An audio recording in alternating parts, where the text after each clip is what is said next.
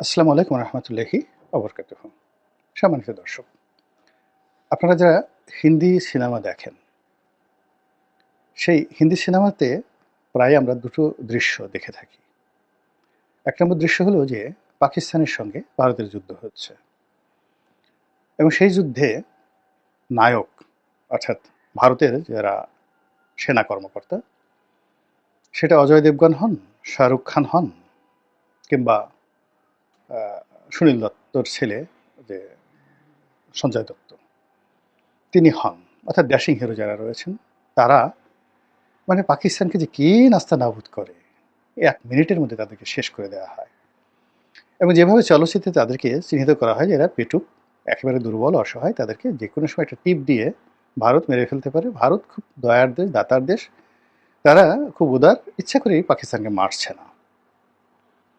এরকম একটা ভাইব তুলে পুরো ভারতের যে ১৩০ কোটি জনগণ, সেই ১৩০ কোটি জনগণের মধ্যে ভারতীয় সেনাবাহিনী সম্পর্কে এরকম একটা ধারণা তৈরি করা হয়েছে চলচ্চিত্রের মাধ্যমে যে পৃথিবীতে এর চাইতে বড় কোনো সামরিক বাহিনী নেই।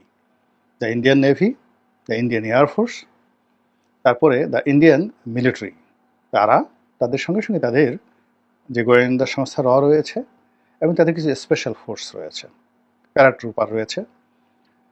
তারা মনে করে এই চলচ্চিত্রের মাধ্যমে এমনভাবে ফুটায় তোলা হয়েছে যে ভারত ইচ্ছে করে পৃথিবী জয় করতে পারে, আলেকজান্ডারের মতো সারা পৃথিবী জয় করতে পারে, আমেরিকাও তাদের কাছে কোনো বিষয় নয়। এই গেল একটা দৃশ্য আমরা হিন্দি চলচ্চিত্রের মাধ্যমে আমরা যারা দেখি বাংলাদেশে বসে, তারাও ঠিক এরকম একটা অবস্থা আমাদের তৈরি হয়ে গেছে ভারতীয় আর্মির সম্পর্কে। এবং এই ভয়ের কারণে সীমান্তে যখন ফেলানি হত্যাকাণ্ড হয় এবং এই ভয়ের কারণে যখন আমাদের নিরীহ কৃষকদেরকে ধরে নিয়ে গুলি করে মেরে ফেলে, আমরা কেবলই মাত্র এই চলচ্চিত্রের যে ভয়ের কারণে তাদেরকে কিছু বলি না। কিন্তু এই গত ৭-৮ মাসে আমরা দেখতে পাচ্ছি যে সেই চলচ্চিত্রের নায়ক মহানায়ক ভারতের যে সৈনিকরা, তারা আমাদের বিএসএফ এর যে দুর্বৃত্তরা যারা রয়েছে, তারা আমাদের বিজিবির যারা সদস্য রয়েছেন তাদের পা ধরছেন, প্রাণ ভিক্ষা করছেন। এবং গত কয়েক মাসে যে কোনো ঘটনা যা কিছু তারা ঘটিয়েছে তার সমান উত্তর, একেবারে সমান সমান, এটা আমাদের জনগণ দিয়েছে। এবং কয়েকদিন আগে একটা ভিডিওতে দেখলাম যে সীমান্তে একজন সাধারণ ইউটিউবার, তো তার সঙ্গে অস্ত্রধারী কয়েকজন বিএসএফ সদস্যের কথা হচ্ছে এবং সেখানে বিএসএফ তাকে তু তু করে, মানে তুই তুই করে কথাবার্তা বলার চেষ্টা করছে, তু কোন হায় রে, এরকম। তো সেখানে ইউটিউব বলছে, হাউ ডিয়ার ইউ আর, আপনি আমার সঙ্গে আপ আপ না বলে তু তু কেন করছেন। এবং একটা সময় দেখা গেল সেই ইউটিউবারের ধমকে বিএসএফ এর যারা জওয়ান বা সদস্য অস্ত্রধারী, তারা একেবারে রীতিমতো বলেছে, ক্যামেরা বন্ধ করো, ক্যামেরা বন্ধ করো, ছবি তুলো না, ইত্যাদি ইত্যাদি। এরকম একটা অবস্থা আমাদের সীমান্তে তৈরি হয়ে গেছে। তাহলে পাকিস্তানের অবস্থা কি? আপনি পাকিস্তানের সেনাবাহিনী প্রধানের যে কয়েকদিনের যে বক্তব্য, এই কয়েকদিনের বক্তব্য দেখলেই আপনি বুঝতে পারবেন যে তাদের দৃঢ়তা কোন পর্যায়ে। আর অন্যদিকে ভারতের কিছু সামরিক কর্মকর্তা, সাবেক বর্তমান যারা আছেন, তারা তো কেউ বক্তব্য দিচ্ছেন না। এর মধ্যে শোনা যাচ্ছে যে একজন শীর্ষ জেনারেল, লেফটেন্যান্ট জেনারেল, যিনি কিনা কাশ্মীর অঞ্চলের কমান্ডিংয়ে ছিলেন, কোর কমান্ডার হিসেবে ছিলেন পুরো কাশ্মীর অঞ্চলে, লেফটেন্যান্ট জেনারেল মানে একটা কোরের দায়িত্বে, তাকে গ্রেপ্তার করা হয়েছে। এর কারণ হলো তিনি এই একটা সাজানো যুদ্ধ তিনি করতে চাচ্ছিলেন না। এবং তিনি জানেন যে এটি সাজানো যুদ্ধ, অসম যুদ্ধ, এবং ভারতের যে ভাইব রয়েছে সেখানে সেই ভাইব নিয়ে সত্যিকার অর্থে যারা গেরিলা রয়েছে, এখানে পাকিস্তানের বিভিন্ন গেরিলা রয়েছে, তার সঙ্গে সঙ্গে পিছনে সেনাবাহিনী রয়েছে, তাদের সঙ্গে আসলে যুদ্ধ করলে হাজার হাজার ভারতীয় সৈন্য মারা যাবে। ফলে তিনি গ্রেপ্তার ওয়ারেন্ট করেছেন। এরকম খবর ছড়িয়ে পড়েছে, আমরা এই ভদ্রলোকের ছবিও দেখেছি। তো এইরকম একটি অবস্থা রিয়েলি এখন প্র্যাকটিক্যালি চলছে। এখন শুরু করি। শুরুটা হলো যে কাশ্মীরের একটি এলাকাতে, যেটিকে পাহেলগাম, এখানে সন্ত্রাসী হামলা হলো এবং ২৬ জন থেকে ৩০ জন পর্যটককে মেরে ফেলা হলো। পাকিস্তান এবং ভারত বিরোধী শক্তি তারা বলছে যে এটা মোদির একটা কৌশল। এই মুহূর্তে মোদি অনেকগুলো সমস্যার মধ্যে রয়েছেন, দেশের ভিতরে, দেশের বাইরে। তো সেই সমস্যা, তার সঙ্গে সঙ্গে আবার তার একটা অপশন নেওয়ার ব্যাপারও চলে এসেছে। সব মিলিয়ে তিনি একটা জটিল অবস্থা তৈরি করতে চাচ্ছেন। অনেকে বলার চেষ্টা করছেন আমাদের এই অংশে তিনি বাংলাদেশের সঙ্গে একটা ঝামেলা জড়াতে চাচ্ছেন। আর ওয়েস্টার্ন ফ্রন্টে পাকিস্তানকে ব্যস্ত রাখতে চাচ্ছেন। এর কারণ হলো পাকিস্তান বাংলাদেশের অভ্যন্তরীণ ব্যাপারে নাক গলাচ্ছে। তো সেক্ষেত্রে পাকিস্তানকে যদি ওয়েস্টার্ন ফ্রন্টে বিজি রাখা হয়, তাহলে তিনি ইস্টার্ন ফ্রন্টে যে কোনো একটা ব্যবস্থা নিতে পারবেন, ওই ওয়েস্টার্ন ফ্রন্টে পাকিস্তানের রসিলা ধরে। এর কারণ হলো পাকিস্তানের সঙ্গে যখন যুদ্ধ চলে, যদি যুদ্ধ চলে তাহলে ভারত খুব সহজেই বলতে পারবে যে পাকিস্তানের জেনারেলরা যে কয়দিন আগে বাংলাদেশে এসেছিল বা পাকিস্তানের ভারতের পাকিস্তান আক্রমণ নিয়ে গুরুত্বপূর্ণ তথ্য দিল গোলাম মাওলা রনি। বাংলাদেশের ভূমি ব্যবহার করে সেভেন সিস্টারে আক্রমণ চালানোর জন্য। তো কাজেই আমরা সেই সেভেন সিস্টার তোমরা আমাদের বিরুদ্ধে ব্যবস্থা নেবে, তার আগে আমরা বাংলাদেশ দখল করে ফেলবো। এরকম একটা চক্রান্তের অংশ হিসেবেই তিনি কাশ্মীর একটা নাটক করতে চাচ্ছেন। এটা আমাদের এই অংশের যারা লোকজন আছে তারা মনে করছেন।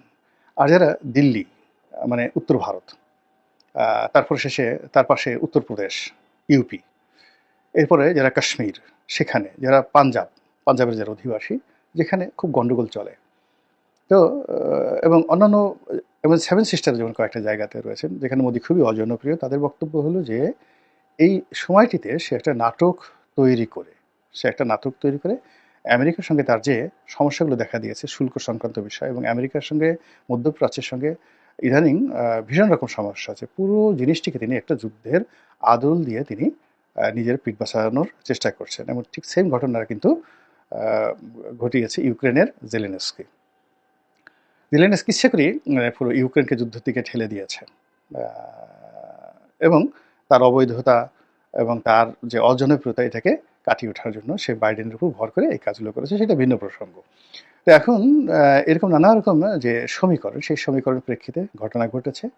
আমরা যারা বাংলাদেশে ভারতকে এখনও ভারতের সঙ্গে সম্পর্ক রাখতে চাই, বন্ধু মনে করি, আমরা এই বিষয়ে কোনো মন্তব্য করতে চাই না। তবে এখানে যে মূল বিষয় সেটি হলো যে এই নির্মম এবং মর্মান্তিক ঘটনা, অর্থাৎ পর্যটকদের উপর হামলা যারাই করুক না কেন আমরা নিন্দা জ্ঞাপন করছি, এবং সেটাকে কেন্দ্র করে যে উত্তেজনা, সেই উত্তেজনা যেন যুদ্ধে রূপান্তরিত না হয় আমরা সেই প্রার্থনা করছি। কিন্তু বাস্তবতা হলো যে এই ঘটনা ঘটার পরে দেখা গেল যে আগে যেটা হতো, যখন যুদ্ধ ঘোষণা করা হতো মহিলারা তাদের যাকে বলা হয় চুলের খোপা ছেড়ে দিতেন মধ্যযুগে প্রাসাদরা। তারপরে যখন যুদ্ধ ঘোষণা করা হয় অনেকে তলোয়ার ভেঙে ফেলতেন, রাজা, যে তলোয়ার ভাঙা মানে যুদ্ধ ঘোষণা করা। এরপর আরও অনেক কিছু সিমটম। তো এক্ষেত্রে দেখা গেল যে এইবার মিস্টার নরেন্দ্র মোদী ইংরেজিতে একটা ভাষণ দিলেন, এবং সারা দুনিয়াতে তিনি সাধারণত ইংরেজিতে ভাষণ দেন না, ভাষণে যে কথাটি বললেন যে আমাদের স্বাধীনতার সার্বভৌমত্ব, আমাদের দেশের অভ্যন্তরীণ বিষয়ে যদি কোনো রকম হস্তক্ষেপ হয় আমরা যুদ্ধ করব। এরপর শুরু হলো তাদের যে ভারত মহাসাগরে যে সাবমেরিনগুলো রয়েছে, তারপরে সেখানে যে যুদ্ধজাহাজ রয়েছে সেগুলোর প্রচণ্ড মহড়া, তারপরে তাদের যে বিমান বাহিনী রয়েছে সেখানে যুদ্ধ বিমানগুলোর একেবারে রীতিমতো মানে আপনারা যারা দেখেছেন মানে এটা ভয়ঙ্কর একটা অবস্থা, তারা উড়াতে লাগলো এগুলো, এবং এগুলো উড়াতে গিয়ে একটা বিমান তো দেখা গেল যে তাদের নিজের দেশের মধ্যে বোমা বর্ষণ করে বসলো, বললো যেটা আমাদের ভুল হয়েছে। ভারত ধরে নিয়েছে যুদ্ধ হবে, এবং যুদ্ধে ভারত 1 মিনিটের মধ্যে পাকিস্তান দখল করে ফেলবে, এবং ভারতীয় যারা লোকজন রয়েছে তারা খুব উল্লসিত যে পাকিস্তানের মতো একটা দুষ্ট রাষ্ট্র যদি দখল হয়ে যায় তাহলে তারা বেলুচিস্তান স্বাধীন বালুচ যে আন্দোলন, সে আন্দোলন করছে সেটাকে আলাদা একটা রাষ্ট্র করে দেবে, পাঞ্জাবকে দখল করে নেবে, জম্মুর উল্টো দিকে যেটা আজাদ কাশ্মীর রয়েছে সেটাকে তারা একত্র করে পুরো একটা কাশ্মীরকে একীভূত করে ফেলবে। আরও অনেক বড় বড় স্বপ্ন তারা দেখার চেষ্টা করছে, যারা ভারতকে মনে করে যে তারা সত্যিকার অর্থে একটা যাকে বলা হয় পরাশক্তি, 1 ঘন্টার মধ্যে পাকিস্তান দখল করে ফেলবে। কিন্তু এইভাবে নরেন্দ্র মোদী সে ইংরেজি বলা এবং সব কিছু করার পরেও দেখা গেল যুদ্ধ শুরু হচ্ছে না। আমি যখন এই হেডলাইনটা দিই তখন 10 দিন ছিল, আর আমি এই ভিডিওটি যখন করি তখন অর্থাৎ আজকে মার্চ মাসে মানে মে মাসের 3 তারিখ, তো 3 তারিখে আসলে 13 দিন হয়ে গেছে এই মানে ঘটনা ঘটার পরে। যেদিন প্রচার করবো সেদিন হয়তো 14 দিন 15 দিন এরকম হয়ে যাবে। তো এখন ভারতীয় অনেকগুলো সাংবাদিক বুদ্ধিজীবী তারা বিভিন্ন জায়গাতে কমেন্ট করছে যে আর যুদ্ধ করতে হবে না, নরেন্দ্র মোদীকে বলছে যে তুমি এখন ঘরের মধ্যে ঢুকে তুমি তোমার বুড়ো আঙ্গুল আছে, বাচ্চারা দেখবেন যে বুড়ো আঙ্গুল চুষনির মতো চুষে, এরকম বুড়ো আঙ্গুল চুষতে থাকো, পাকিস্তানের সাথে যুদ্ধ করার মরদ তোমার নেই। তো এই যে একটা অবস্থা, ভারতের যারা স্বপ্ন দেখতো যে ভারত এটা করে ফেলবে ওটা করে ফেলবে, তাদের মধ্যে কী ধরনের একটা হতাশা তৈরি হয়েছে যে আমি এই একজন খুব সিনিয়র সাংবাদিক ভারতের এবং খুব নামকরা একটা পত্রিকার সম্পাদক, তার পার্সোনাল ওয়াল থেকে আমি এই বক্তব্যটা নিয়েছি, যে তিনি নরেন্দ্র মোদীকে উদ্দেশ্য করে বলছেন যে অনেক হয়েছে, 10 দিন তো চলে গেছে, এখন 10 দিন বসে তুমি আঙ্গুল চুষছো, এখন আর দরকার নেই, তুমি ঘরে বসে আঙ্গুল চুষো, এই যে তার যে বক্তব্য। তো এইরকম একটা অবস্থা তৈরি হয়েছে। এর মধ্যে যেগুলো হলো সেটা হলো পাকিস্তানের সাথে অনেকগুলো চুক্তি তাদের ছিল, তার মধ্যে খুবই গুরুত্বপূর্ণ একটা চুক্তি হলো পানি চুক্তি। যদিও এই পানি চুক্তিতে তাদের কিছুই করার নেই, কিন্তু এই পানি চুক্তিটি তারা বাতিল করে দিয়েছে। এই বাতিলের ফলে পাকিস্তানের কিছুই হবে না, ভারতও কিছু করতে পারবে না, সিন্ধু নদীর পানির গতিপথ তারা এই মুহূর্তে ফেরাতে পারবে না। তারা তাদের উজানের যে কয়েকটা নদীতে আছে, তারা যেখানে নিয়মতান্ত্রিকভাবে বাঁধ তৈরি করেছিল, পলানো ছাড়েন কাপুরুষের মতো সেই বাঁধগুলো ছেড়ে দিয়ে দেখা গেল পাকিস্তানের বিস্তীর্ণ এলাকা তারা ভাসিয়ে দিয়েছে। মানে এটা কি বলবো, যে অনেক সময় যে এর চেয়ে কাপুরুষতা আর হতে পারে না, এই কাজটি তারা করেছে। এবং তারা বলছে যে আমাদের হাতে আরও দুটো রিজার্ভে প্রায় 10,000 কিউসেক পানি আছে, এবং তোমরা যদি বেশি বাড়াবাড়ি করো ওই 10,000 কিউসেক পানিও ছেড়ে দেবো। এবং এটা মোদি মিডিয়া বা গদি মিডিয়া যাদেরকে বলা হয়, তারা এই সমস্ত ধরনের প্রচার এবং প্রোপাগান্ডা চালিয়ে যাচ্ছে। এরই মধ্যে যুদ্ধের দামামা কমে গেছে, জনগণের যে ভয় আতঙ্ক পাকিস্তানি জনগণের সেটা কেটে গেছে। আর পাকিস্তান সব কিছু নিয়ে, সৈন্য সামর্থ্য নিয়ে তারা সীমান্তে অপেক্ষা করছে, এবং তারা যেটা করছে তারা আক্রমণকারী হতে চাচ্ছে না, তারা অপেক্ষা করছে জবাব দেওয়ার জন্য।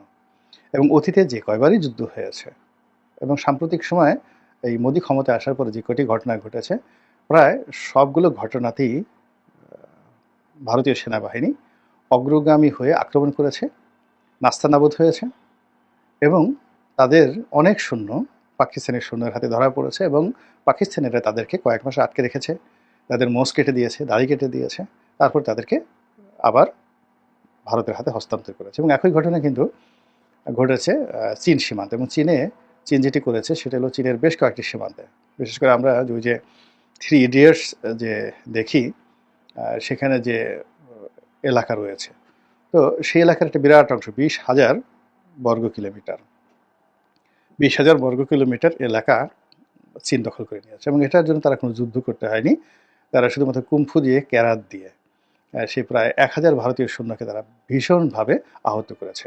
অর্থাৎ ওখানে ভারতীয় সীমান্তে যে ভারতীয় সৈন্য রয়েছে তাদের সাথে দেখা গেল যে মানে চীনের যে সৈন্যরা তারা এসে একটা হাতাহাতি লড়াই, এবং হাতাহাতির লড়াইতে তারা বেদম পিটুনি খেয়েছে ভারতীয় সৈন্যরা, এবং 1,000-এর মতো তারা চীনের কাছে যাকে বলা হয় বন্দী হয়েছে।